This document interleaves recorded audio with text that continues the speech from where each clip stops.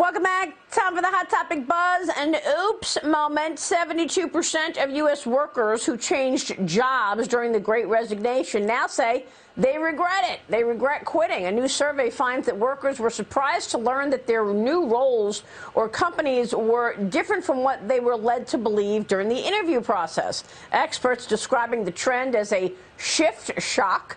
Digging quite a shock when you figure that one out. Yeah, boo-hoo for these millennials who were surveyed. You didn't talk to people who worked at the company to know what it was like, what the experience would be like. Again, people working from home kind of get deluded into thinking that, one, they're greater than they really are, and that the outside world is somehow going to meet their very delusional expectations. So, shocker. Yeah, but more and more companies are offering remote and hybrid arrangements as a perk to hire workers, and women apparently embracing the flexibility more than men. Economists are warning workers who never come back to the office they are risking isolating themselves from promotions and certainly networking opportunities. That makes sense, Ken. It does. I mean, look, Tom Brady just came out of retirement. It's 40 days, and he said, I don't want to join the Great Resignation. I'm going to get back on the playing field. So this hybrid work thing, I think it's going to be here to stay. Like, I get it. I mean, face-to-face meetings, conferences, and so forth. And if you're not at those meetings, a lot of those things happen in the hallway, so to speak, negotiations and so forth. So I get that, just working at home will isolate a worker. Yet I think a hybrid approach, because again, we were finding lifestyle, something more like a European type of lifestyle where you work really hard, but you also have some time off. And I think that's one thing Americans are going to start looking forward to, is having a combination of both. I don't know. I think travel is going to shoot up. People really do want to get back to normal, I feel like. Dagan, what do you think?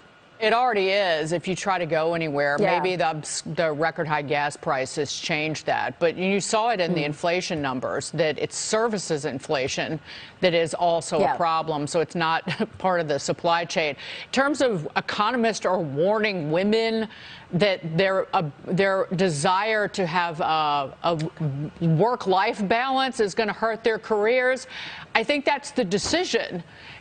How about turning that on its head, right, and say that their desire for to work from home as part of their job makes them better moms? So well, it's a choice. It's like that's, and so it's. The Economist conclusion is a little sexist, just a little. Yeah, I mean, you're right. It's a choice, and women make the choice, right? Whether to have that work balance and juggle it all, and or maybe not. Dagan can stay right. Yeah. No, and maybe the managers ought to acknowledge, figure out a better way to judge somebody's work performance rather than just shaming them and belittling them and sidelining them because they choose to work from home part of the time. I got that. I got that 20 years ago working at Smart Money magazine. Jerks. What do you mean? They didn't want you to work from home? I was working at home, and they on the West Coast, and they ignored me and sidelined me despite the quality of my work because I wasn't in the office smooching butt.